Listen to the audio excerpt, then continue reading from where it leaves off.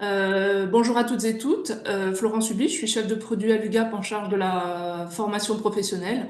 Merci de vous être connectés au webinaire consacré à cette thématique, sur la thématique ô combien d'actualité, puisque nous allons répondre à la question comment concilier efficacité et engagement dans un secteur public sous contrainte budgétaire. Ce webinaire est organisé par l'UGAP en collaboration avec ses 4 titulaires de marché, que sont Segos, Bureau Veritas, GoFluent et Avenir Conseil. Après, slide suivante, s'il vous plaît, Marie. Après un rappel de ce qu'est l'UGAP, nos titulaires de marché, donc Segos, Bureau Veritas, GoFluent et Avenir Conseil, traiteront la thématique chacun sous un angle différent, ce qui va vraiment faire la richesse de cette intervention. Donc, j'ai le plaisir de co-animer ce webinaire avec Grégory Gallic, qui est directeur de projet chez Segos, Guillaume Laurent, qui est directeur métier formation chez Bureau Veritas, Mathieu Tullier, qui est Sales Manager Marché Public et Assessment chez GoFluent, et enfin Olivier Bernard, qui est responsable avant-vente chez Avenir Conseil. En quelques mots, l'UGAP est la seule centrale d'achat généraliste. Slide suivante, s'il vous plaît, Marie. Hop. Encore, s'il vous plaît. Voilà, merci. Et la seule centrale d'achat public généraliste française. Donc, on est un établissement qui a été créé en 1985 et on a une double tutelle, historiquement l'Éducation nationale et Bercy. Voilà, donc le rôle de l'UGAP, c'est d'acheter pour revendre des biens et des services, et on répond au code de la commande publique. Slide suivante, s'il vous plaît. Alors, travailler avec l'UGAP, c'est à la fois simple, puisque l'offre est disponible immédiatement. Il y a plus d'1,5 million références disponibles, que ce soit des produits. Donc, ça va du stylo bille au transport de bus électriques, en passant par des prestations de services et notamment des prestations de formation professionnelle, sujet qui nous rassemble aujourd'hui autour de ce webinaire. Commander via l'UGAP, c'est simple, puisque vous n'avez pas besoin de passer d'appel d'offres, ou un simple bon de commande suffit. Et enfin, c'est économique de travailler avec nous, puisque l'UGAP achète pour plus de 6 milliards d'euros de biens et de services chaque année, et donc a une puissance de négociation très importante. Et on a plus de 750 fournisseurs qui travaillent avec nous. La formation professionnelle à l'UGAP comprend 4 lots. Le premier lot, qui est Segos, qui propose plus de 2000 formations généralistes et IT. Donc, c'est des formations qui sont très variées, puisque ça va du management, en passant par le développement durable, la bureautique, des thématiques informatiques d'actualité que sont la cybersécurité et plus récemment l'intelligence artificielle. Le lot numéro 2, donc Bureau Veritas, couvre plus de 20 domaines de formation en santé et sécurité au travail, que ce soit pour l'amiante, les équipements sous pression, les incendies, ou alors des CACES, donc pour la formation spécifique à des engins professionnels. GoFluent est un organisme de langue qui propose 21 langues étrangères, que ce soit les langues européennes les plus classiques, telles que l'anglais, l'espagnol ou l'allemand, mais aussi les langues des pays de l'Est. Je pense en particulier au polonais, les langues asiatiques, telles que le chinois, le japonais, le coréen, et encore l'arabe, le russe, le brésilien, sans oublier le français, langue étrangère. Tout ceci pour répondre à des besoins opérationnels très concrets, tels que des échanges internationaux dans les centres de recherche, que les ingénieurs français se déplacent à l'étranger, ou que des ingénieurs étrangers viennent chez nous en France et ont besoin d'apprendre le français. Dans le cadre d'accueil d'étrangers en France, par exemple pour la prise en charge des hôpitaux, donc le personnel hospitalier a besoin de maîtriser des langues étrangères pour pouvoir communiquer plus facilement, ou alors dans le cadre de contrôle des douanes sur les routes. Donc là encore, les douaniers ont besoin de maîtriser des langues étrangères. Enfin, Avenir Conseil propose des formations digital learning sur mesure, donc avec par exemple des serious games, des motion design ou des classes virtuelles. Avenir Conseil propose enfin, peut traiter toutes vos thématiques, que ce soit sur l'accessibilité, la sécurité sur site, l'intégrité scientifique ou des modules pour lutter pour sensibiliser le personnel à la corruption. Et voilà. Et maintenant, j'ai assez parlé, donc je vais passer la parole à Grégory Gallic qui va traiter son sujet pour Ségos. Voilà, à vous Grégory, merci. Oui, merci beaucoup. Bonjour à tous. Merci, ravi d'être avec vous ce matin pour adresser ce sujet. Concilier engagement et efficacité, ça nous renvoie à une double exigence. Une exigence de qualité pédagogique et aussi une exigence d'impact opérationnel mesurable.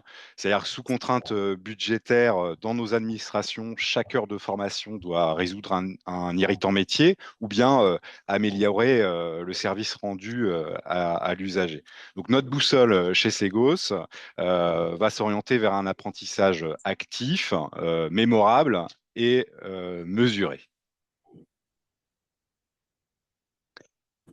Euh, pour initier le sujet, le mieux, c'est de procéder à une veille sur ce qu'attendent en fait nos apprenants dans le service public, mais aussi d'un point de vue plus global dans l'ensemble des organisations. Donc aujourd'hui, ce que souhaitent les apprenants, c'est de plus en plus d'individualisation, hein. J'ai appelé ça l'hyper-individualisation.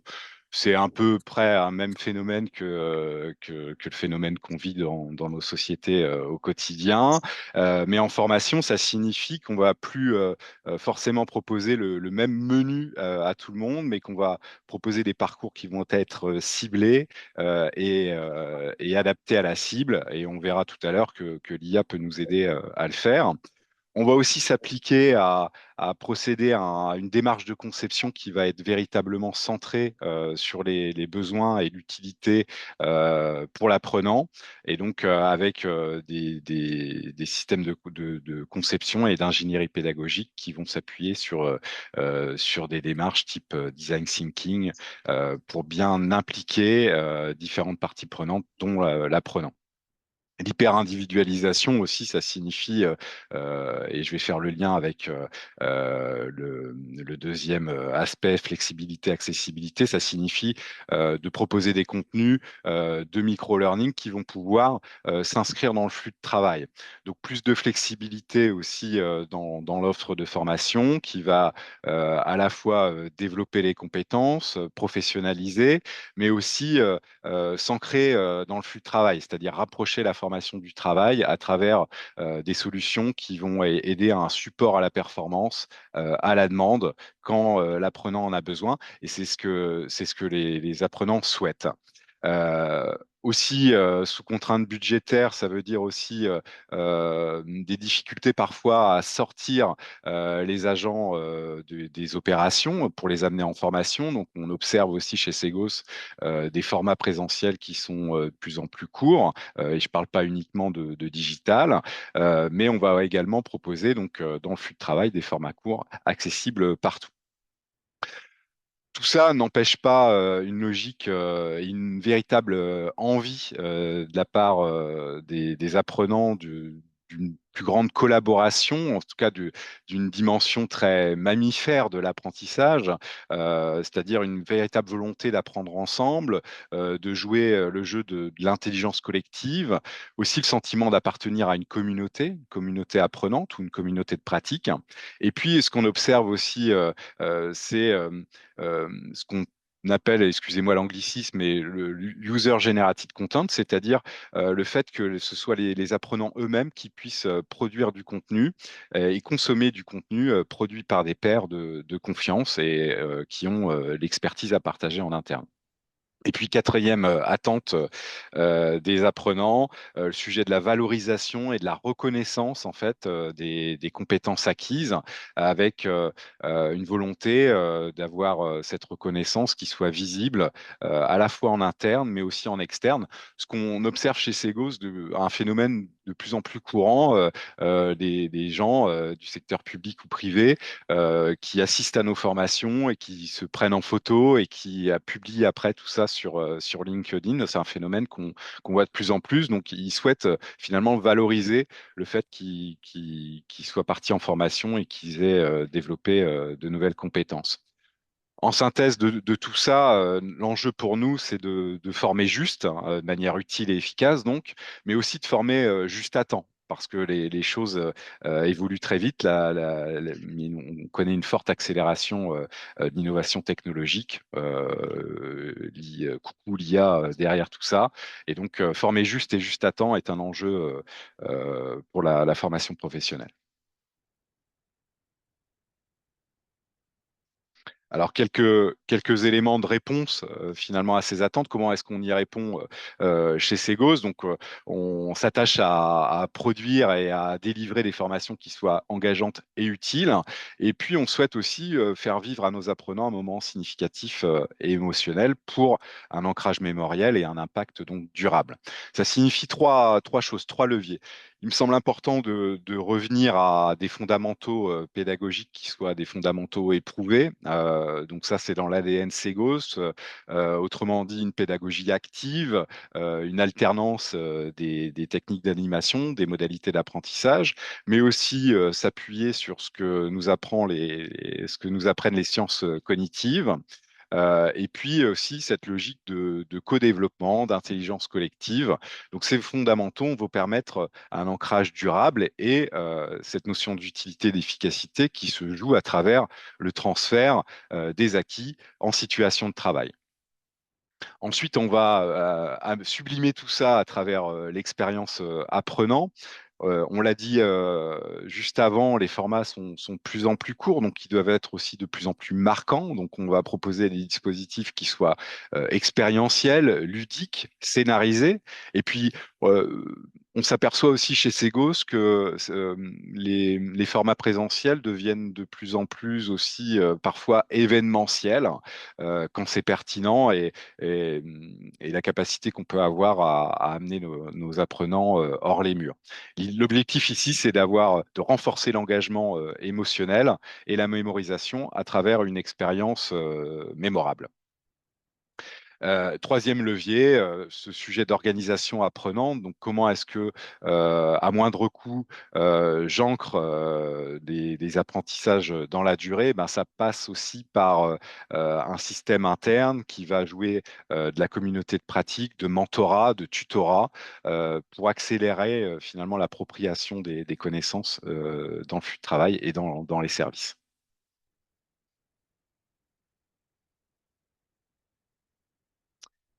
Je fais un petit signe à Marie pour qu'elle passe à la diapo suivante. Euh, bon, dans tout ça, bien sûr, on en parle beaucoup en ce moment.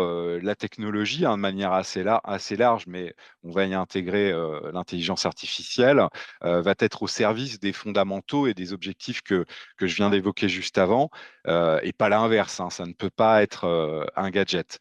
En revanche, ça nous amène de nouvelles opportunités pour remplir nos objectifs et puis relever les défis qu'on vient d'évoquer. À la fois un gain de temps dans la conception, la traduction, l'évaluation des produits de formation, mais aussi rapprocher la formation du travail, comme je l'évoquais tout à l'heure, à travers la mise à disposition d'agents IA, d'agents conversationnels qui vont permettre de simuler des entretiens pour m'entraîner avant une réunion ou avant un entretien avec mon manager, par exemple. Ça va être des agents conversationnels qui vont pouvoir répondre à mes questions dans le flux de travail au moment où j'en ai besoin. Et puis, l'IA aussi va servir ce qu'on appelle l'adaptive learning, c'est-à-dire de proposer des contenus ciblés aux besoins et aux métiers de l'apprenant. Et puis, en coulisses, bien sûr, l'IA aussi peut faciliter l'automatisation des charges administratives liées à la formation. Et tout ça, finalement, pour nous amener à gagner du temps pour être plus proche de nos apprenants à travers un accompagnement ciblé, à travers plus de feedback. Donc, on parle de tutorat, de mentorat, j'ai évoqué ça à l'instant. Et donc, sous contrainte budgétaire, on doit opérer un choix qui va être un choix frugal. On va outiller ce qui augmente l'expérience active et les objectifs qu'on s'est donnés juste avant et le juste à temps. Donc, des guides d'aide à la tâche, des modules proposés dans le flux, sans préconiser un usage qui serait un usage gadget de la techno et de l'IA faire bien, quoi. Et puis, il y a un sujet qui nous tient à cœur quand on parle de concilier efficacité sous contrainte budgétaire. Bah, ça veut dire qu'on doit aussi progresser au sein de la fonction formation autour de la mesure d'impact, hein, et finalement de ce que l'on produit. Donc, il peut y avoir différentes dimensions à mesurer, des dimensions projet sur l'engagement des participants, à savoir le taux de complétion des parcours, le taux de présence aux formations, bien sûr la satisfaction des apprenants à travers leur taux de recommandation, ou bien la note d'utilité. On va également mesurer tout ce qui tourne autour de l'apprentissage et des compétences. Donc, quelles compétences, quelles connaissances ont été acquises, et puis quelle transposition dans le flux de travail a été opérée. On peut faire des tests entre avant, à travers une évaluation diagnostique, et puis l'après, entre l'évaluation des acquis. On peut essayer aussi de mesurer, et ça c'est important pour notre légitimité, des impacts opérationnels. Donc, en allant chercher un retour d'expérience sur les actions mises en œuvre, le taux de mise en pratique des acquis de la formation, et puis tout un tas d'autres indicateurs qui vous sont propres, hein, au sein de vos organisations, liés au sujet de la formation, pour mesurer un petit peu l'impact sur des délais de traitement, par exemple, sur de la qualité de service, sur des notions de sécurité, etc., en fonction de la thématique de la formation. Et puis aussi, on est attaché chez Segos au sujet social et environnemental. Et donc, on peut aussi voir le pourcentage de conformité des supports de formation aux normes d'accessibilité. Et puis aussi, on peut proposer le calcul de l'empreinte carbone d'un projet de formation ou d'une action de formation via la calculatrice carbone qui est disponible et que je vous invite à utiliser, qui est sur le site segos.fr. Voilà pour moi. Euh, Si vous Merci avez Grégory. des questions, n'hésitez Ouais, pas. il y a une question. J'ai oublié de préciser que après chaque intervention, il y avait une petite session de questions-réponses. Donc n'hésitez pas à poser vos questions dans la conversation. Et d'ailleurs, il y a une question pour vous, Grégory. Oui, Qu'entendez-vous par présentiel événementiel? Même si vous avez déjà abordé le sujet dans votre intervention, est-ce que vous pourriez préciser ça, s'il vous plaît? oui, bah, en fait, comme on est sur des temps, enfin, ce qu'on observe, hein, c'est difficile de sortir les agents des opérations, mais qu'on parle de secteur public ou de secteur privé, c'est un peu la même chose. On constate des durées de formation présentielles qui sont de plus en plus courtes. Donc l'idée, c'est de faire de ces événements des événements qui vont être des mémorables, et donc dans une logique où on va favoriser l'ancrage par les émotions. Alors les émotions, c'est de passer des temps forts avec ses pairs, c'est de marquer en fait l'événement par le contenu, mais aussi par la manière dont on délivre le contenu, à travers de l'intelligence collective, à travers aussi de la profondeur de contenu qui est apportée, mais tout ça de manière un peu ludique, pour marquer les esprits. Et puis, ce qu'on constate aussi, c'est que la scénographie en fait des lieux d'apprentissage joue beaucoup aussi sur la mémorisation. Donc en fait, c'est en ça où comment alors peut-être pas sur toutes les actions de formation, hein, on est d'accord, hein, une formation Excel de 2 jours ou d'autres types de formations de ce type ne nécessitent pas cette approche événementielle. Mais dès qu'on est dans une logique d'embarquer différentes parties prenantes dans un sujet de professionnalisation ou de transformation qui a un volet développement des compétences, et quand on souhaite marquer le coup, eh bien cette logique événementielle doit prendre tout son sens. J'espère que j'ai répondu à la question. Très bien, merci Grégory. je ne vois pas d'autres questions. Bon, dans ce cas-là, je propose de passer à la deuxième intervention de Guillaume Laurent pour Bureau Veritas. Bonjour à tous, normalement vous devez m'entendre et je suis ravi d'avoir ce temps de parole avec vous pour On vous entend aborder très la bien, thématique du Guillaume. On webinaire. vous entend très bien. Parfait, eh ben c'est parti. Alors, on a pris un positionnement complètement différent de celui de Grégory juste avant. Florence, vous l'avez annoncé au départ. L'idée, au vu du sujet du webinaire chez nous, c'était d'essayer de valoriser, puisque c'est toujours une demande qu'on a de la part de nos clients, quelle que soit la structure, privée ou publique, et que vous pouvez avoir en interne, de valoriser d'éventuelles économies sur des formations en prévention des risques et en santé sécurité au travail. Donc, c'est une méthode qu'on va vous proposer. Et puis, à la fin, un dernier slide pour essayer de prioriser, puisque c'est toujours la difficulté lorsque vous faites votre plan de développement de compétences entre une formation ou une autre. Quelles sont celles qu'on va pouvoir inscrire? Donc, trois chapitres. Un premier sur les impacts et les coûts avec un peu de chiffres. Comment valoriser des économies. Et puis derrière, le dernier slide avec la priorisation sous contrainte budgétaire. Alors, pour commencer, un petit peu de chiffres. Alors, je suis désolé, Bureau Veritas, c'est le leader mondial du contrôle de conformité. C'est une structure d'ingénieurs, donc on aime les chiffres et on va en mettre un petit peu à l'écran pour que vous puissiez suivre le raisonnement. Donc, premier slide, rapidement, c'est l'évolution du nombre total de jours d'arrêt maladie indemnisés en France de 2019 à 2023. Donc, la chose qu'on voit à l'écran, c'est que malgré tout ce qui est mis en place par le législateur, par les entreprises, par les collectivités, on a un nombre de jours d'arrêt maladie qui augmente et on a un nombre de jours d'arrêt maladie qui fait suite à des accidents du travail, les fameux AT, ou des maladies professionnelles, les MP, qui augmente également, puisqu'on a une tendance sur les 8 dernières années qui est d'une augmentation d'à peu près 8% sur ces jours d'arrêt maladie après accident du travail et maladie professionnelle.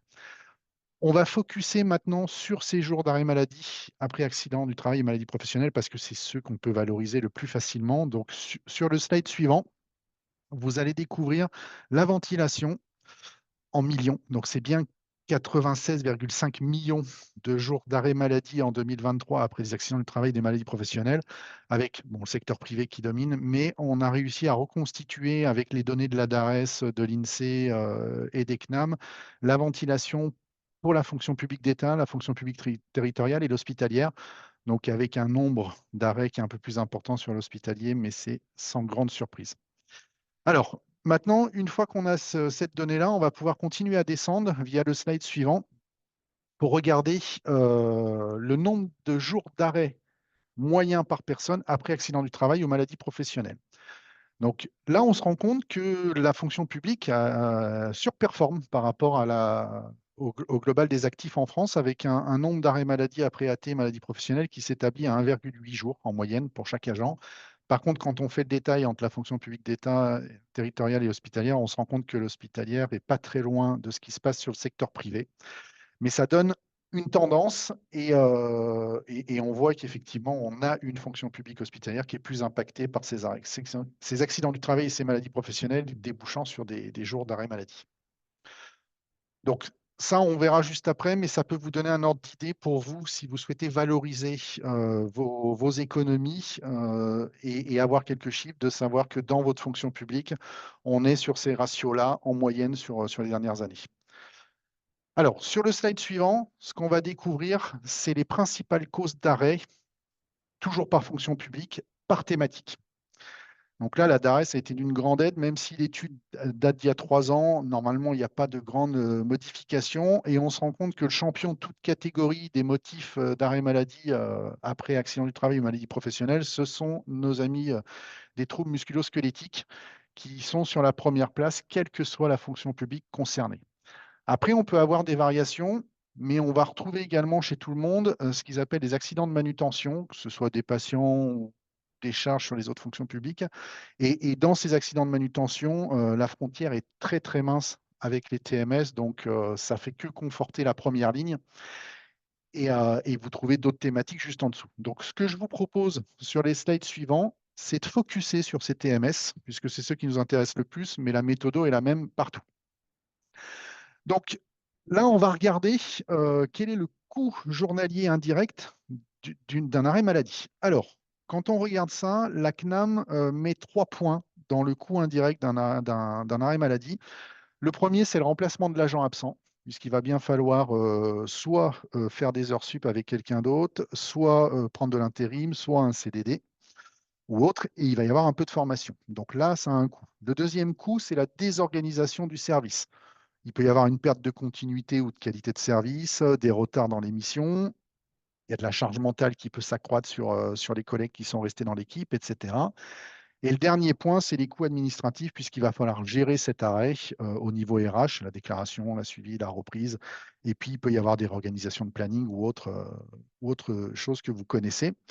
Et ça nous permet d'avoir un coût journalier indirect estimé. Là, les DRES et les mairies nous ont bien aidés avec les études qui sortent, qui naviguent entre 120 et 150 euros. Vous l'avez sur la colonne du milieu dans le tableau.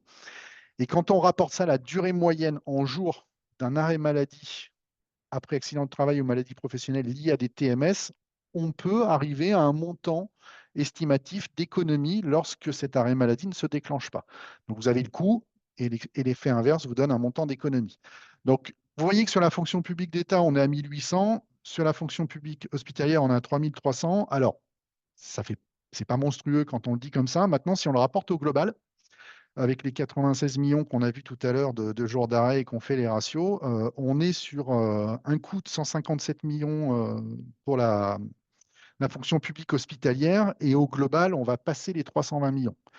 Donc, 320 millions juste sur les TMS pour les arrêts maladie après accident du travail ou maladie professionnelle. Donc, quand on prend les lignes suivantes du tableau, à la 7e ou 8e ligne, on dépasse allègrement le milliard dépensé. Donc, c'est l'effort de la nation pour venir combler ces arrêts maladie. Donc, les chiffres sont tout de suite très conséquents et peuvent être valorisés lorsque vous avez besoin de lutter pour vos budgets.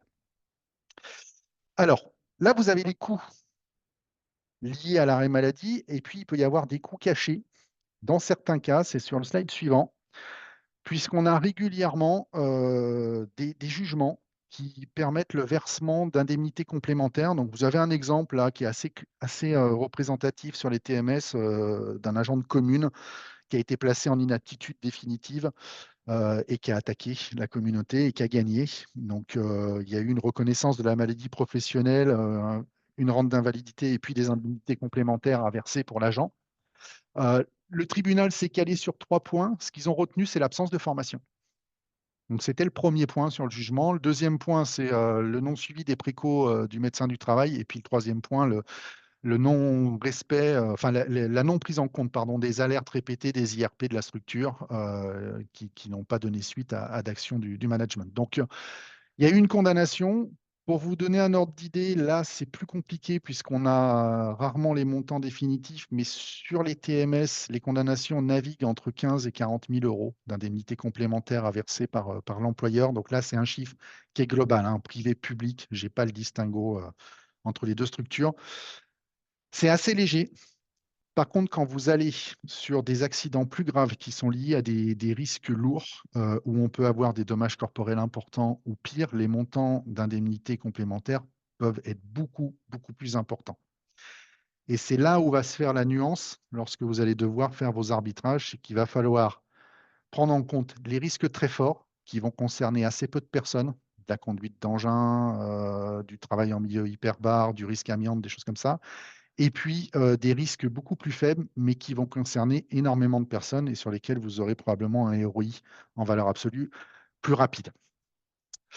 Donc, c'est sur le slide suivant qu'on va pouvoir voir ça. On a essayé de projeter les économies pour une structure de 1000 personnes lorsque vous allez mettre en place un plan de développement des compétences avec un focus sur les TMS. Je reste sur mes trous musculo-squelettiques. Les études de l'INRS montrent que lorsque vous mettez en action des plans sur une thématique en formation santé-sécurité, vous avez un gain potentiel de 20 à 40% de 12 à 24 mois après. Donc ça, c'est un point qui est important.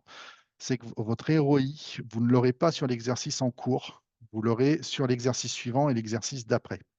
Et ça, je sais que c'est toujours compliqué à expliquer, mais c'est la réalité. Alors maintenant, quand on regarde un petit peu plus en détail sur le... Alors, on va juste revenir sur le slide précédent, hein, juste comment on a fait le gain potentiel 20 à 40%. Donc, on a un seuil bas, un seuil haut sur le tableau du haut.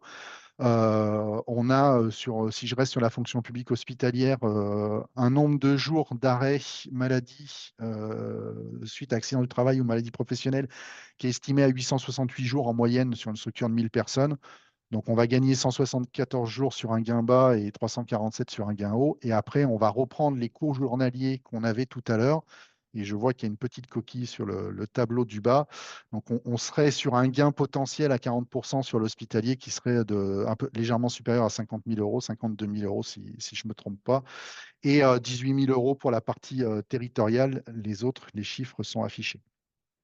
Donc ça permet d'avoir des guidelines sur l'établissement de vos budgets. Et sur le dernier slide, vous allez retrouver la fameuse méthodologie en 5 axes qu'on pourrait vous proposer, qu'on met en place via des missions d'accompagnement et de conseil chez Bureau Veritas. Donc, le premier axe, c'est qu'il va falloir prioriser les risques forts. Vous ne pourrez pas y couper du risque électrique, de la conduite d'engin, de l'amiante, comme on évoquait tout à l'heure. Les risques civils et pénaux sont tellement forts et la protection des collaborateurs est tellement importante et cadrée par le Code du travail qu'il faut y aller. Et puis après, il va peut-être y avoir des arbitrages à faire sur les expositions à fort volume. Bon, on en a vu une qui est d'office là sur les TMS. Après, je vais rebondir un peu sur le discours de Grégory juste avant. Le format de formation est hyper important. Il va falloir engager les publics cibles et peut-être qu'il ne faut pas former de la même façon tout le monde. Un agent administratif qui est exposé sur les TMS à des risques assez légers, peut-être que de la micro-formation en vidéo, des petits modules e-learning vont faire le job. Ça ne sert à rien de les mettre 3h30 en formation pour apprendre à régler la chaise. Par contre, des personnes qui sont exposées à des risques plus lourds, alors si je vais sur l'hospitalier, des gens qui font de la manutention de patients, par exemple, des brancardiers, des gens qui font de la manutention, là, le présentiel adapté avec de la pratique va être complètement justifié. Donc, n'hésitez pas à arbitrer et naviguer entre les formats et les modalités d'enseignement. C'est là que ça prend tout son effet. Le troisième point, et ça c'est important, c'est qu'il va peut-être falloir aller plus loin en formant des référents via des formations approfondies. Si je retourne sur mes fameux troubles musculo-squelettiques, l'INRS propose le référentiel PRAP pour la prévention des risques liés aux activités physiques. C'est une formation sur 2 jours qui va faire de certaines personnes des assistants préventionnistes, on va dire, qui vont pouvoir accompagner les équipes HSE en détectant, en prévenant, en accompagnant. Donc, on va beaucoup plus loin que de la formation classique. Et ça, c'est hyper important. Et les 4 derniers points, en fait, on est quasiment sur de la conduite du changement. Si vous voulez y aller, il va falloir que le management intègre la prévention des risques dans ses rituels. On sait que l'impact du management sur les formations est super important.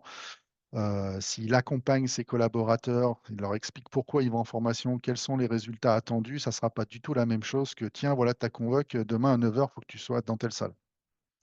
Je caricature un peu volontairement. Et puis le dernier point, n'hésitez pas à le faire, mesurez et valorisez vos résultats. J'espère que les données qu'on vous a communiquées juste avant vont pouvoir vous être utiles et vous servir. Mais si vous arrivez à montrer qu'il va y avoir des économies et puis peut-être l'exercice suivant qu'il y en a eu, normalement, vous allez peut-être pouvoir desserrer un peu les taux sur vos contraintes budgétaires sur les exercices suivants. Et j'en ai terminé sur la partie santé, sécurité au travail.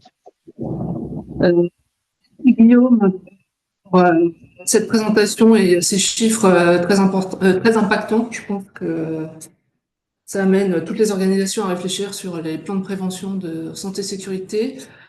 Y a-t-il des questions? Hop là. Ouais, deux questions. Pour les formations amiantes, avons-nous des alternatives au présentiel? Alors, pour les collaborateurs exposés à des fibres amiantes, donc soumis au décret de février 2012, non. Il n'y a pas d'alternative au présentiel. Ils sont obligés de faire leur formation sur une installation pédagogique, en général dans les locaux du centre de formation. Je connais très peu de structures qui ont leur propre matériel. L'avantage de ce genre de choses, c'est que l'impact de la formation va être beaucoup plus lourd. Et en fait, je vais rebondir. Grégory m'a mâché le travail sur la formation présentielle événementielle. C'est exactement ça. Ce qu'ils vont pouvoir faire dans les centres de formation amiante, ce sont des manipulations et des exercices qu'ils ne pourront jamais faire directement chez vous dans vos salles de formation. Donc, il faut pas hésiter à les envoyer. Et là, il n'y a aucune alternative. Le législateur ne transige pas là-dessus.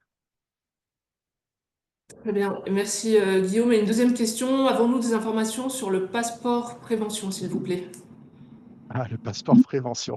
Alors, ça va être compliqué de vous répondre. Je pense que ça peut faire un webinar quasiment tout seul, cette thématique. Donc, ce que je peux vous dire aujourd'hui, c'est que l'obligation de déclaration pour les employeurs, pour vous, hein, se fera l'année prochaine. La DGT et la Caisse des dépôts et consignations vont commencer à communiquer sur le sujet pour les employeurs à partir du mois d'octobre, donc on y est. Pour les organismes de formation, l'obligation est là depuis le 1er septembre. Euh, la notion qu'il faut retenir, c'est que les formations à déclarer sur le passeport prévention d'un collaborateur, c'est les formations qui permettent d'acquérir des compétences mobilisables chez un autre employeur. Donc, si je schématise, je reviens sur l'amiante, c'est dans le passeport prévention. Les formations guide fil serre-fil pour le risque incendie qui sont liées à un bâtiment ne seront pas dedans. Alors après, si j'étais un peu taquin, je vous dirais que la solution la plus simple pour vous de gérer le passeport prévention, c'est de tout confier à un organisme de formation comme Bureau Veritas et on fera les déclarations à votre place. Mais oui, c'est un vrai sujet et peut-être qu'on aura l'occasion d'en reparler de façon plus complexe. Voilà Voilà. ce que je peux vous dire aujourd'hui sur le passeport prévention. Très bien. Merci Guillaume. Pas d'autres questions. Donc, dans ce cas-là, on peut passer à la troisième intervention donc, de GoFluent et avec Mathieu Tullier. À vous, Mathieu. Merci beaucoup encore pour cette invitation et de participer à ces échanges, en tout cas à ces présentations très intéressantes. Et je vois que chez Bureau Veritas, on est très précis sur les chiffres pour le coup, et j'en profite pour dire qu'on est très fiers d'accompagner Bureau Veritas dans la montée en compétences linguistiques parce que on vous forme, en tout cas beaucoup de collaborateurs sur les langues. Slide suivante, nous, ce qu'on voulait répondre en fait par rapport à ce webinaire, c'est un peu les remontées terrain qu'on a par rapport aux collectivités territoriales, par rapport aux institutions, parce que c'est vrai que nous, nos rencontres, et depuis la découverte du marché depuis 2 ans, on a parfois cette notion que le digital, ça ne touche entre guillemets que Paris, ça ne touche uniquement que à quelques institutions. Mais chez GoFluent, on accompagne énormément de collectivités territoriales, de CHU, et beaucoup ont si vous voulez, des enjeux de formation qui sont propres, qu'on pourrait résumer sur ces 5 points. Donc la première, qui est là quand même la plus classique, c'est la montée en compétences linguistiques, c'est d'aller former des agents, soit parce qu'ils sont en contact avec le Conseil européen, parce que de plus en plus quand même d'enjeux deviennent européens, soit parce que tout simplement ils sont en proximité d'une ville, d'une frontière, d'une ville frontalière. De nombreux enjeux en fait arrivent directement par rapport à cette montée en compétences. Et l'attractivité territoriale et la rétention des talents est de plus en plus utilisée. La formation, que ce soit chez Segos, que ce soit chez GoFluent, ou que ce soit aussi d'autres partenaires, les institutions utilisent cette formation pour retenir également donc ces talents. Je pense que c'est un peu le sujet du moment, le budget serré sans sacrifier la qualité ni l'impact. En France, il n'y a pas de lockdown comme aux États-Unis, mais c'est vrai que l'instabilité des gouvernements font face que les collectivités ou les différents clients du secteur public ont voilà, des difficultés à se projeter. Le digital peut répondre aussi à ces enjeux, c'est-à-dire, comme l'a dit un jour un client, c'est former mieux, mais avec moins de moyens. Donc, le digital aussi peut répondre à ça. Et nous, soucieux de travailler avec l'UGAP, si vous voulez, on fait très attention sur les deniers publics, sur les dépenses publiques. Ça fait partie d'ailleurs de nos valeurs, c'est-à-dire de vendre, entre guillemets, au juste prix. Améliorer le taux d'engagement, c'est le sujet du webinaire, c'est le digital, comment on va mettre tout en place pour maximiser le taux d'engagement, le taux d'assiduité, la validation des acquis, parce que c'est quand même le critère le plus important quand vous suivez une formation. Besoin d'accessibilité et d'inclusion, de nombreux enjeux maintenant par rapport aux organismes de formation sur les nouvelles normes RGA pour donner encore plus d'accessibilité à la formation à des personnes en situation de handicap. Nous, on travaille beaucoup là-dessus depuis très longtemps pour rendre notre formation, si vous voulez, inclusive aussi et la plus diverse possible. Et la transition digitale et transition écologique, nous, c'est quelque chose qui est très important. Depuis une dizaine d'années, on maximise notre formation sur le digital parce qu'on sait qu'avec les enjeux de la DEE, on sait aussi que la transition digitale est, si vous voulez, synonyme aussi de transition écologique. Parce que c'est vrai que quand vous formez en ligne, il y a quand même moins de coûts cachés écologiques, entre guillemets, que la formation présentielle. Donc sur la slide suivante, ce qu'on voulait répondre par rapport à cette problématique, c'est comment assurer des formations efficaces, accessibles et adaptées à vos enjeux tout en respectant les budgets et en maintenant l'engagement. Donc sur la slide suivante, ce que je pourrais vous présenter, c'est qui nous sommes, GoFluent. On est une PME française, en tout cas on en est très fiers depuis sa création. Elle est portée par Monsieur Christophe Ferrandou qui a lancé, si vous voulez, suite à un séjour à New York et on s'est vraiment spécialisé, si vous voulez, dans le B2B, privé et public. C'est important pour nos clients parce que, si vous voulez, on travaille sur le secteur public, pas uniquement en France, mais également sur d'autres pays européens. Et on sait que maintenant, de plus en plus d'agences, d'institutions sont connectées, si vous voulez, à des enjeux européens. On pense peut-être aussi à des fonds, si vous voulez, qu'on appelle le FSE, également qui aident les collectivités sur la transition écologique. Et nous, on est capable, si vous voulez, d'amener et de comprendre ces enjeux, surtout en termes de création de contenu. On est présent dans une plus de trentaine de pays, on a 2000 clients français internationaux et on a 20 langues d'apprentissage. Et je dois vous l'annoncer aujourd'hui, en préparant ce webinaire, bien évidemment, on a envoyé les slides. On a 50 langues d'apprentissage aujourd'hui. Donc, vous voyez, on est passé de 20 à 50 en même pas un an. C'est aussi dû à notre industrialisation au niveau de l'IA. Je vous le présenterai un peu plus en détail. Et on commence à se lancer dans des langues aussi régionales, type le basque, le catalan. Et aussi, ça peut aussi intéresser nos clients du secteur public. Slide suivante. Comme je vous le disais en préambule, si vous voulez, on travaille sur trois grands, si vous voulez, silos, comme on dit, c'est-à-dire les clients étatiques, donc CNRS, INSERM, DGAC. C'est un peu notre corps de métier, si vous voulez, où on est capable, si vous voulez, de déployer, si vous voulez, en national et en régional sur de la montée en compétences, sur de la transfo digitale et numérique. Mais on travaille de plus en plus avec les cotards, comme vous pouvez le voir, avec le Métropole, Saint-Germain, Bouches-en-Rennes, également Hauts-de-France, également des villes, etc., parce que de plus en plus, ils ont des enjeux, si vous voulez, de former des agents de proximité, former de la police municipale, et également répondre à ces enjeux de transformation digitale où ils avaient peut-être un peu plus l'habitude de former, si vous voulez, en présentiel, mais de plus en plus, le digital est un bon complément de formation. Et Public et Santé, qui est historique, si vous voulez, donc d'accompagner les différents CHU ou les institutions d'État, type Santé publique, France, ou également la slide suivante. Sur la slide suivante, vous avez ce qu'on appelle notre positionnement. Donc, nous, on est vraiment axé sur la transformation numérique humaine. Même si on mise beaucoup sur l'IA, on joue quand même, l'humain restera, si vous voulez, au centre de notre formation, que ce soit au niveau de l'accompagnement ou que ce soit au niveau de la formation avec nos formateurs. Donc, vous avez vraiment trois piliers. Le premier pilier, c'est le contenu, c'est des modules pertinents, personnalisés, professionnalisants, parce qu'on sait que c'est quand même, si vous voulez, le contenu qui va driver, si vous voulez, l'engagement de la formation. Plus le contenu est en corrélation avec ce qu'apprend, en tout cas ce que peut voir l'apprenant dans sa vie professionnelle, mieux l'engagement sera.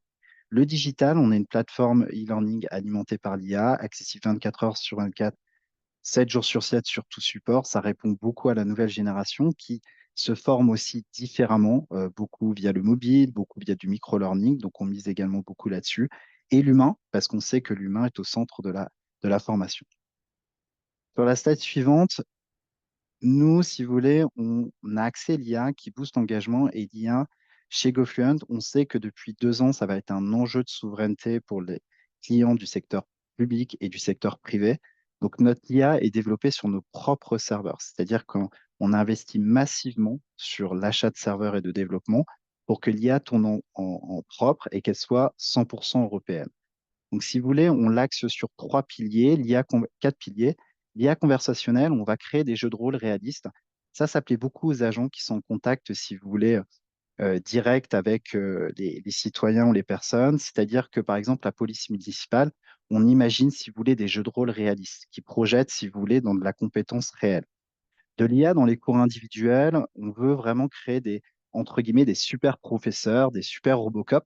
C'est-à-dire que grâce à l'IA, on va pouvoir, si vous voulez, accompagner l'apprentissage en créant des rapports automatiques, de générer du contenu pour créer encore plus d'engagement. Des quiz et des recommandations IA, donc on va faire des corrections détaillées, des recherches intelligentes de contenu, c'est-à-dire qu'on va plus en plus suggérer du contenu qui est en adéquation avec le niveau et le profil de chaque apprenant. et le pilotage RH, c'est-à-dire qu'en un simple clic, entre guillemets, vous allez pouvoir trouver les données beaucoup plus facilement. Donc sur la slide suivante, ce que je voulais faire un petit focus, c'est sur l'IA conversationnelle, c'est-à-dire qu'on est maintenant on déploie des jeux de rôle guidés par l'IA en micro-learning. Donc, comme je vous disais, ça plaît vraiment à des apprenants qui sont en contact direct et qui n'étaient pas forcément inclus dans les plans de formation initiaux. Et on est capable de déployer dans 14 langues parce que, par exemple, si on reprend un agent qui est en proximité de la région PACA, pourquoi ne le former qu'en anglais? On peut le former en italien, on peut le former en espagnol parce qu'il a, si vous voulez, il est en contact par rapport au positionnement touristique sur d'autres langues. Donc, nous, on est capable de le faire, si vous voulez, et de gérer ce qu'on appelle du skill base. Et sur la slide suivante, je voudrais garder également du temps, être dans le timekeeper, comme on dit, assignation de parcours pour valider les soft skills. Nous, l'IA, on va l'utiliser beaucoup comme création de contenu parce qu'on a toujours fait du contenu pour nos clients, mais c'est vrai que quand vous mettez un formateur derrière, vous êtes sur un plafond de verre à un moment. Et grâce à l'IA, maintenant, on est capable d'automatiser beaucoup plus ce contenu qui sera toujours vérifié par nos formateurs, mais on peut aller beaucoup plus vite. Donc, on va le valider sur 4 grands piliers. Par compétences professionnelles, ça, c'est notre axe, si vous voulez, principal sur la montée en compétences. Par niveau linguistique, c'est important toujours de créer du contenu qui est en adéquation. Par métier, et comme je vous l'ai dit en préambule, plus de 20 langues. Je vous ai mis quelques exemples, français, arabe et maintenant le basque. Et l'objectif, c'est d'arriver de 50 à 100 langues. Je vous partage un petit témoignage sur la slide suivante. C'est le groupe ADP de Dominique Williams, où on a créé, si vous voulez, de l'IA conversationnelle qui sont basées sur des activités, si vous voulez, d'agents d'accueil dans les aéroports. Et on a créé, si vous voulez, des scénarios types qui accompagnent, si vous voulez, la montée en compétences de ces agents. Il en est, si vous voulez, ils en sont très satisfaits et ça pourrait aussi également plaire aussi à d'autres aéroports en France métropolitaine et dom-tom. Et sur la slide suivante, l'humain moteur de l'engagement, même si on met beaucoup d'IA, même s'il y a beaucoup de digital, même s'il y a beaucoup de contenu, nous, on veut rester, si vous voulez, une formation à taille humaine et également avec des formateurs humains. C'est-à-dire qu'on va mettre 2 leviers de service. Le premier levier de service, c'est l'accompagnement RH avec un chef de projet, un responsable de commercial qui va animer, si vous le dites, le dispositif avec vous, qui va ajuster les inscriptions, peu importe la taille, et qui va apporter des conseils proactifs pour améliorer, si vous voulez, le partenariat. Et le deuxième, les accompagnements apprenants. On est conscient que parfois, il y a une fracture numérique. Donc, c'est-à-dire que on va accompagner chaque apprenant dans l'outil informatique, c'est-à-dire en termes de réservation de cours, en termes de paramétrage technique, et également en termes, si vous voulez, d'accompagnement, parce qu'on veut vraiment être au cœur, si vous voulez, de l'apprentissage de chaque apprenant pour, bien sûr, faciliter l'engagement. Et ce qu'on peut conclure sur la slide suivante, c'est-à-dire qu'on a 4 leviers pour engager efficacement et à moindre coût pour répondre à la question du webinaire. C'est un apprentissage accessible partout, à tout le monde, partout et à tout moment et à tout le monde, on aurait pu rajouter, c'est-à-dire des connexions 360, mobiles, ordinateur et une formation donc accessible en termes d'inclusivité, des contenus adaptés au métier, un accompagnement humain et motivant et une formation inclusive et durable. Essayez de garder le temps imparti. Merci, Mathieu.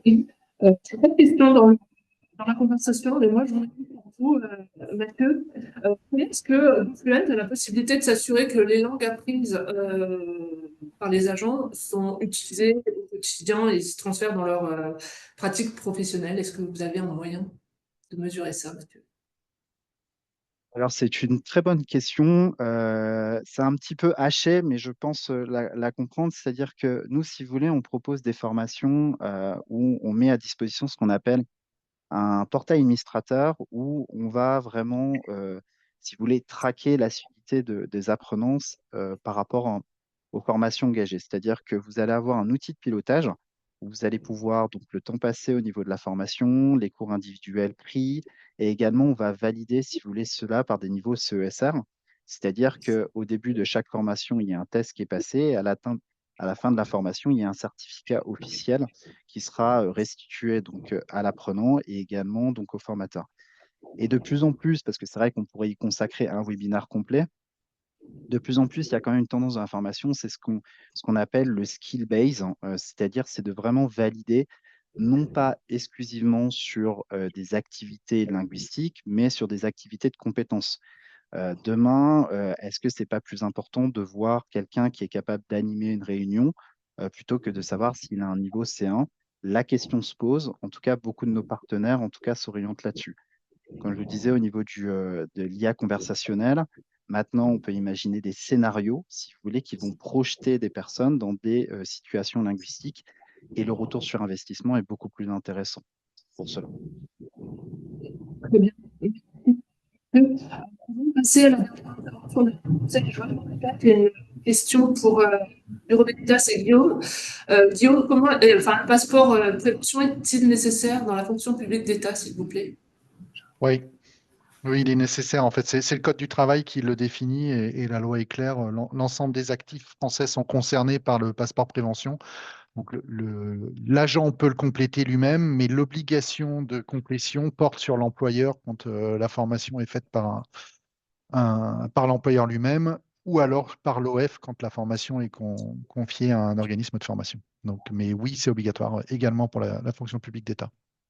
Très bien. Merci Guillaume. Je vous propose de passer à la dernière intervention. C'est le dernier conseil d'Olivier Bernard. Olivier, à vous. Merci beaucoup Florence et merci aux intervenants précédents pour la pertinence de leur échange. On peut peut-être avancer sur le slide suivant.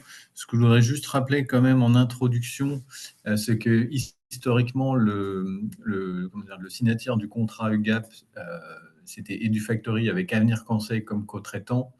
Mais EduFactory ayant été racheté par Avenir Conseil, c'est Avenir Conseil qui est maintenant le signataire unique de ce contrat, à savoir la création de modules de formation digitale sur mesure. Il y a un certain nombre d'éléments qui ont déjà été évoqués par mes prédécesseurs. Donc, je vais essayer de ne pas réenfoncer des portes qui ont déjà été ouvertes. Néanmoins, ce qu'on peut rappeler dans le contexte de ce webinaire, c'est que pour avoir des formations professionnelles et engageantes, vous êtes face à deux points importants.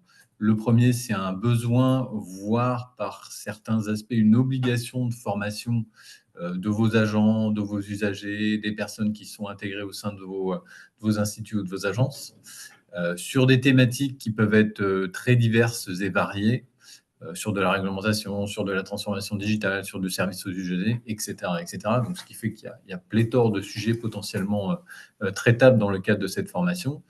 Évidemment, dans un environnement sous contrainte, qui est un peu l'objet de ce webinaire, à savoir que malgré tout, ce que vous souhaitez, c'est d'avoir un niveau de qualité qui est assez poussé, qualité pédagogique et qualité des supports de formation assez poussé, assez avancé, une efficacité de cette formation, donc qu'elle puisse être engageante auprès des différentes personnes, auprès des différents apprenants et personnes qui vont être formées. Une optimisation des coûts, qui est un point relativement sensible dans le cadre de ce webinaire. Et donc, de passer par le GAP dans le cadre du lot de formation digitale sur mesure, ça vous apporte un vrai levier de rationalisation. On peut, s'il vous plaît, passer au slide suivant. Ah, on a été un peu trop rapide. Donc, nous, les 4 enjeux qui ont déjà été précités pour certains, l'accessibilité et l'inclusion, c'est un point majeur dans les organismes publics. Vous avez un public très divers et varié, des gens qui sont éclatés géographiquement pour certains d'entre vous, donc forcément qui amènent une complexité supplémentaire à la nécessité de former ces personnes-là. Et vous avez aussi des contraintes d'accessibilité, de respect de normes d'accessibilité, notamment sur du RGA, sur la prise en compte de certains handicaps, etc., etc. Deuxième point qui nous semble crucial, c'est le fait de pouvoir personnaliser pour rendre les formations plus pertinentes et plus engageantes. D'où l'intérêt d'avoir des formations sur mesure, ce qui va permettre de vous garantir une adéquation totale à vos différents besoins, que ce soit de la réglementation, que ce soit des risques psychosociaux, que ce soit de la transformation digitale et de l'IT. Voilà, pléthore de sujets, donc potentiellement des formations qui nécessitent d'être recréées, d'apporter du contenu très spécifique. Et donc, le fait de pouvoir personnaliser des formations va optimiser l'efficacité de ces dernières. Troisième enjeu, l'innovation pédagogique. On a parlé d'IA. Mathieu, on a bien parlé, mais c'est aussi un point fondamental dans notre développement qui va vous apporter des bénéfices considérables. Dans la formation digitale, par le passé, il y a eu des innovations de type réalité virtuelle, de type classe virtuelle, de type gamification. Donc ça, ce sont des innovations qui sont de plus en plus répandues et de plus en plus intégrées dans ce qu'on développe. Et demain, l'IA va devenir le point central en termes d'innovation également sur l'ensemble de ces sujets. Et in fine, l'optimisation des coûts. Évidemment, à l'heure actuelle, en plus, le contexte politique est de plus en plus tendu et sensible. On l'a vu avec les événements récents et le changement de politique. Donc, la nécessité de pouvoir rationaliser vos investissements de formation, c'est un point crucial et essentiel. Slide suivante, s'il vous plaît. Donc, sur l'accessibilité et l'inclusion, nous, ce qu'on vous propose, et ce qu'on intègre par ailleurs déjà dans nos pratiques de production, c'est la prise en compte des modalités du RGA. On a des critères de base qui sont inclus dans toutes nos productions, dans tous nos projets de formation. Vous voyez à gauche, je ne vais pas reprendre l'ensemble de la liste, mais vous voyez à gauche un certain nombre d'items qui, de fait, sont intégrés nativement par nos intégrateurs, nos développeurs dans tout ce qu'on fait.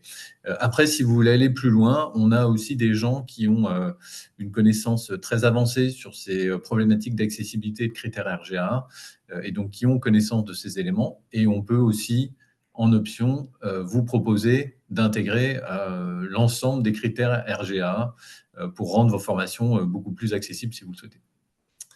Slide suivante, s'il vous plaît. Second point en termes d'accessibilité et d'inclusion qui nous paraissait important de signaler, c'était la force et la puissance de l'asynchrone dans la formation. Donc, forcément, quand on parle de digital learning, il y a la notion d'asynchrone qui est fortement présente. Mais de pouvoir mettre à disposition des formations de cette manière, ça va permettre à vos apprenants de suivre la formation à leur rythme, de pouvoir potentiellement s'adapter à leurs contraintes professionnelles et personnelles. Typiquement, il y a beaucoup de gens qui vont, par exemple, faire la formation entre midi et 2 parce que c'est le moment le plus adapté dans leur emploi du temps. Ou bien, on sait très bien qu'avec des pratiques de plus en plus de télétravail se mettent en place. Et donc, les gens vont aussi, par exemple, faire le soir chez eux un module de formation pour leur permettre d'avancer dans ces modalités de formation. Donc, ça donne une certaine liberté, une souplesse aux gens et donc un confort de formation non négligeable. Ensuite, tous les apprenants sont différents. Tout le monde a un temps d'attention variable. Des gens vont être capables de faire une formation pendant 1 heure et puis ensuite de passer à autre chose. D'autres personnes auront un temps d'attention plus réduit. Donc, vraiment, le fait de pouvoir avoir des modalités qui sont suivies en fonction du souhait de l'apprenant, c'est aussi un point crucial et évidemment qui va de pair avec des capacités d'absorption différentes en fonction des populations. Et puis évidemment, les gens, s'ils souhaitent revoir les modules, ils peuvent le faire, ce qui leur permet de revenir sur une notion qui a peut-être été mal perçue ou mal appréhendée, et donc de renforcer justement et de consolider ce savoir. Voilà, degré de liberté accru, voilà, évidemment, j'ai déjà évoqué le point par l'exemple que je vous ai donné, mais globalement, ça permet à l'apprenant de suivre la formation selon son rythme, avec un degré d'autonomie assez fort, et ce qui lui permet d'être plus engagé dans cette formation et donc d'être plus responsabilisé. Slide suivant. Donc, sur le deuxième enjeu qu'on avait identifié, c'était la personnalisation et la pertinence. Et c'est là où nous, on se positionne comme entreprise avec des fortes capacités de personnalisation et de création de modules sur mesure pour permettre justement d'apporter une meilleure adéquation à l'ensemble de vos besoins métiers. On intervient sur 3 phases majeures. La phase amont d'acculturation au digital learning, donc c'est toute la phase de cadrage pédagogique, d'ingénierie pédagogique qu'on va réaliser en amont, justement pour vous aider, vous conseiller en fonction des populations qui vont apprendre, des types d'apprenants. Évidemment, les modalités de formation seront différentes. Donc là-dessus, on va être force de conseil et d'accompagnement pour justement permettre de proposer la solution la plus efficace possible. Ensuite, en termes de développement de compétences, et c'est là où c'est un peu notre cœur de métier, donc de pouvoir créer des contenus 100% sur mesure qui vont répondre à l'ensemble de vos enjeux, sur un nombre de thématiques et de sujets assez divers et variés, de type gestes métiers, soft skills, IT, sujets transverses. Voilà, on est capable de traiter tout type de sujets, tout type de format, que ce soit de l'e-learning, du serious game, du video learning, de la réalité virtuelle. C'est aussi des compétences qu'on peut apporter avec une personnalisation très très fine. On l'a évoqué sur la scénarisation, la gamification, le type d'interactivité, la médiatisation. Voilà, tout ça, ce sont des éléments qu'on est capable de panacher et de vous proposer pour avoir la formation la plus pertinente possible. Après, dernière étape, c'est l'ancrage des savoirs, mais c'est plus une étape de validation, d'acquisition des compétences, où là aussi, on est capable d'apporter du service autour de l'ensemble de ces éléments. Sur la slide suivante, où on va parler d'innovation, merci beaucoup. Et donc, par ailleurs, on avait déjà fait tous ensemble, les 4 titulaires avaient fait un webinaire en début d'année, justement pour présenter des initiatives en termes d'intelligence artificielle. Nous, ce qu'on fait, ce qu'on intègre d'ores et déjà dans nos capacités de production, dans nos productions de modules, c'est des modules d'intelligence artificielle qui vont, in fine, permettre d'être plus pertinents et plus percutants et plus rapides aussi, tant dans la livraison que dans l'optimisation des coûts. Mais vous voyez ici quelques applications concrètes de ce qu'on est en capacité de faire et de ce qu'on fait à l'heure actuelle sur certains de nos projets, que ce soit sur du graphisme, que ce soit sur de la pédagogie, de la création de vidéos ou d'animation, ou bien de la gestion de projet. Donc, c'est véritablement intégrer pleinement tous les outils d'IA pour en retirer la quintessence, justement, de ces outils pour pouvoir proposer des choses beaucoup plus efficaces. On va passer sur la slide suivante. Et donc, voilà, c'est un vrai levier d'optimisation, l'IA, nous, en tout cas, dans nos méthodologies de production, parce qu'il y a un vrai gain de temps sur tout ce qui est production visuelle et pédagogique. Ça nous a permis aussi d'automatiser un certain nombre de tâches qui sont répétitives pour nos ingénieurs de production, sans pour autant nuire à leur créativité. Et in fine, forcément, d'adapter la formation à l'ensemble de vos besoins et des profils des différents apprenants. Slide suivante, s'il vous plaît, pardon. Voilà, en termes un peu de conclusion, enfin, ou en tout cas de réponse au dernier enjeu d'optimisation des coûts, le digital learning, nous, on est convaincus que c'est une alternative crédible.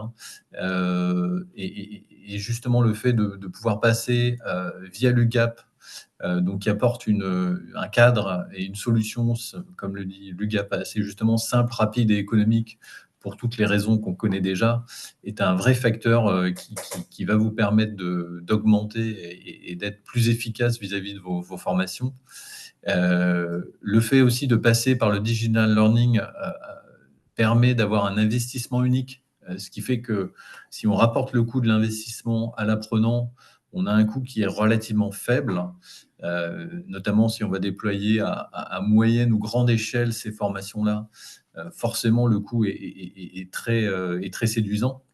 Voilà. Et donc, votre ROI peut être maximisé très rapidement dès les premiers déploiements de formation.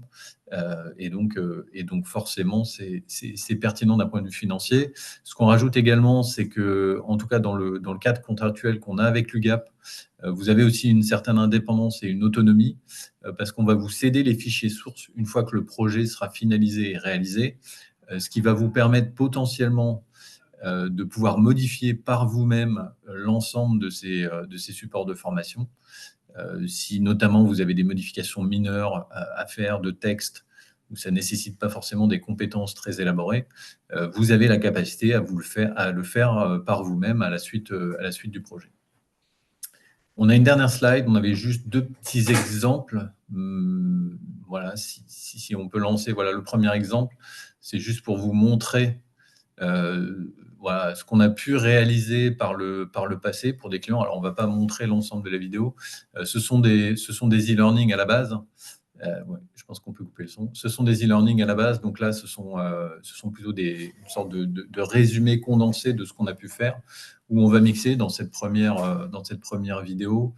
Par exemple, là, c'est l'interview d'un expert dans un e-learning. On va aussi intégrer, vous voyez, des séquences de formats en 3 dimensions pour essayer de rendre la vidéo plus attractive et plus immersive, avec évidemment une sorte de guide qui va accompagner l'apprenant dans toute la séquence vidéo, avec des questions-réponses au fil de l'eau pour permettre justement de valider les acquis de compétences au fur et à mesure de l'avancement de la formation, et ce qui va permettre aussi en tout cas de maximiser l'autonomie des apprenants dans le cadre de ces formations.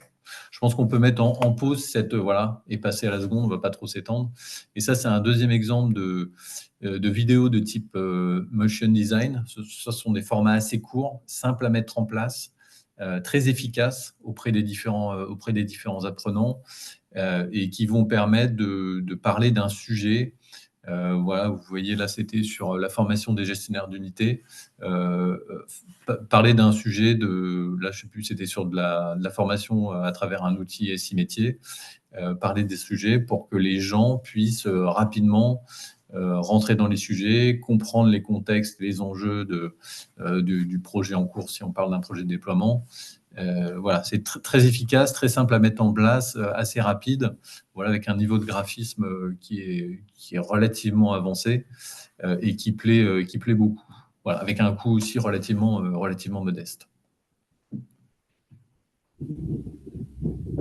Très bien. Merci Olivier pour votre intervention. Je vois qu'il y a 2 questions dans la conversation. La première, je pense qu'on y a déjà répondu, donc je ne vais pas revenir dessus. Olivier en a encore parlé. La deuxième, proposez-vous des sensibilisations à l'accueil des collègues porteurs de handicap? Donc là, je vais me permettre de répondre puisque on y répond de 2 manières.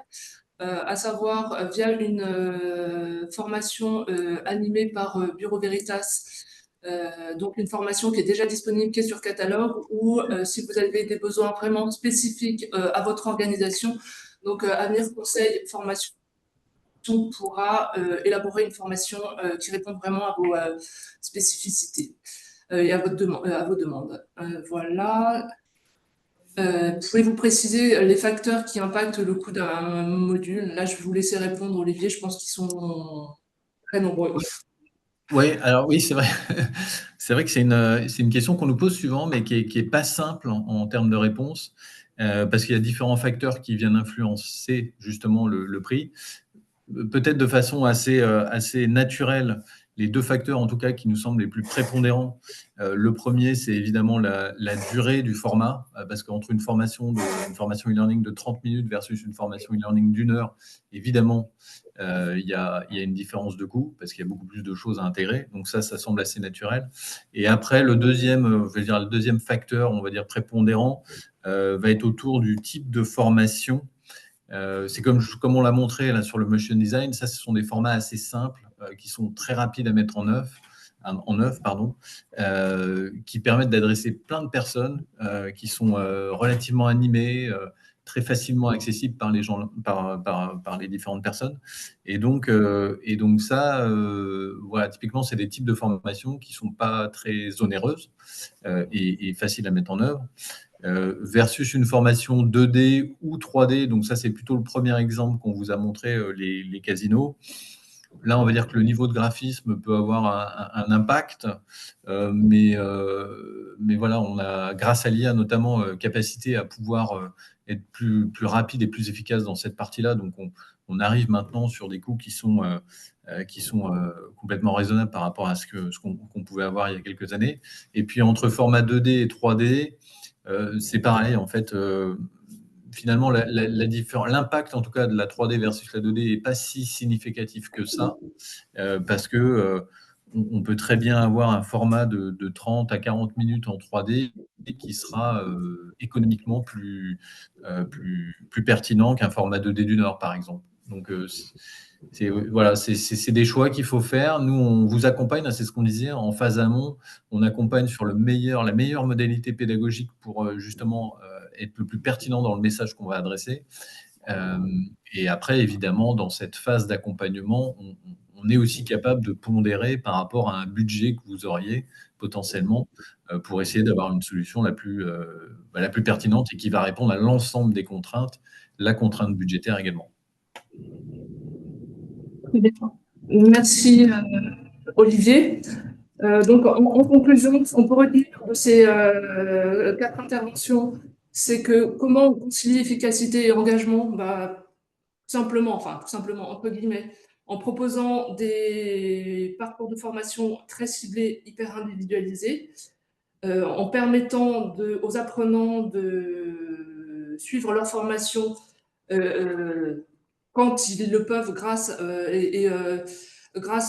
à des formations à distance, Et je pense qu'on peut parler de tout ça. On entend beaucoup parler d'expérience client, d'expérience utilisateur, grâce à des formations scénarisées et impactantes. On peut parler maintenant d'expérience apprenant. Moi, c'est vraiment ce que je retiens des intervenants de nos quatre titulaires.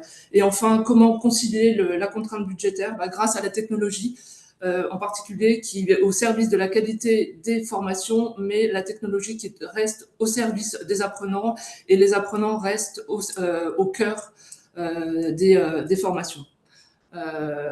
Voilà, si vous avez des questions, n'hésitez pas à me contacter sur mon adresse mail qui s'affiche ici.